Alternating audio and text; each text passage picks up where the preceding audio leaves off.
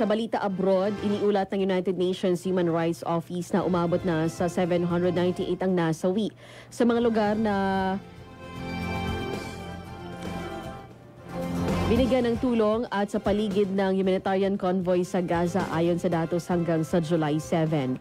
Ayon sa tagapagsalita ng UN Human Rights Office na si Ravina Shamsadani, 615 umano ang nasawi malapit sa mga site ng Gaza Humanitarian Foundation at 183 naman sa mga rutang dinadaanan ng mga aid convoy. Ang GHF ay isang organisasyong suportado ng US at Israel na gumagamit ng private American security at logistics firms upang ipasok ang tulong sa Gaza, kadalasang hindi na dumadaan sa UN-led aid system.